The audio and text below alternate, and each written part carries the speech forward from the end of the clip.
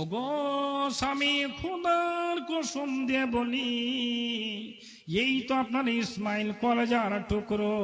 যেই কলেজার টুকরোর জন্য আপনি গভীর রাতের বেলায় আল্লাহর কাছে কেঁদে কেঁদে দোয়া করেছিলেন, হে আল্লাহ, তুমি আমাকে এমন একটা সুসন্তান দান করো যে সন্তানটা আমাকে ওযু করার জন্য পানি দিবে, আমাকে বালিশে দিবে, আমাকে রুটি দিবে, আমাকে চানা দিবে, আমাকে বিস্কিট দিবে।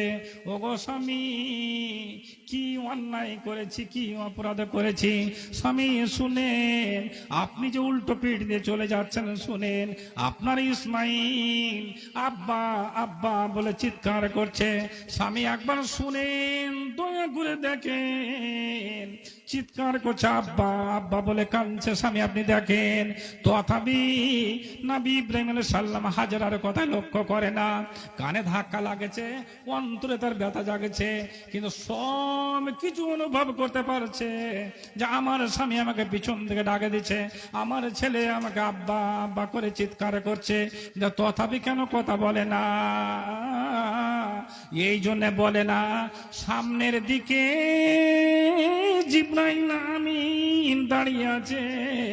হে ইব্রাহিম, আল্লাহ তোমাকে বলেছে তোমার বিবিকে, তোমার সন্তানকে তুমি মক্কার মরুভূমিতে বনবাস দিয়ে চলে এসো।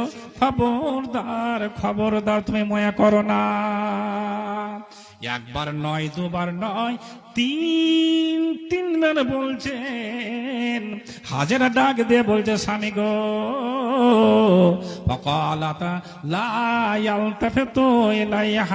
ও গো স্বামী, শুনেন শুনেন, জীবনে আপনার সঙ্গে কথা কাটাকাটি করেনি, জীবনে আপনার সঙ্গে কথার খেলাপ করেনি, জীবনে হেত কথা বলেননি, কিন্তু স্বামী আপনি শুনেন, কি জীবনে অন্যায় করলাম, কি নাফরমানি করলাম।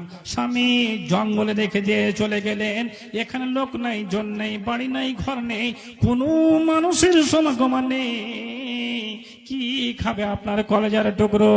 ইসমাইলকে কে চানা দিবে, কে লজেজে দিবে, কে বিস্কিট দিবে? স্বামী গো, আমি আরবের মরুভূমিতে পড়ে আছি, কি ব্যাপার কথা বলছেন না? এটা কি আল্লাহর পক্ষ থেকে কি আপনার অনুমতি হয়েছে নাকি? বলে কেন কথা বলছেন না? এই জন্যে ইব্রাহিমকে বলা হয়েছে, ইব্রাহিম, তুমি যদি তোমার অর্ধাঙ্গিনীর দিকে তোমার ছেলেকে বনবাস দিয়ে আসতে বলেছে, আল্লাহর কোনো অনুমতি হয়নি, আর এই দিকে সামনে জিবরাইল আমিন দাঁড়িয়ে আছে, যদি তুমি ওই দিকে ডাক দিয়ে দাও, তাহলে তোমার নামটা যতক্ষণ আল্লাহ অনুমতি না দিয়েছে ততক্ষণ পর্যন্ত বিনা অনুমতিতে যদি সাড়া দাও, তাহলে নবীর খাতাতে তোমার নামটা যে রয়েছে, আর তোমার নামটা শুধু নবীর নামে নাই, তোমাকে আল্লাহ বন্ধু বলেছে, খালিল বলেছে।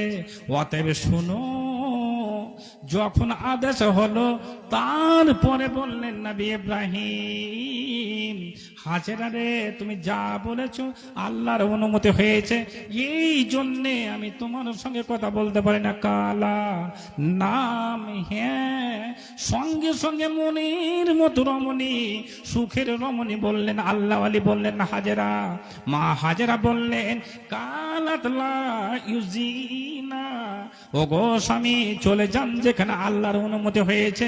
অতএব আমার পাক্কা ভরসা, আমি বুকে ইমানি জাজবানি আমি বলছি, যেখানে আল্লাহর আদেশ হয়েছে রেখে চলে গেলেন, কোনো আমার এতে যাই আসে না।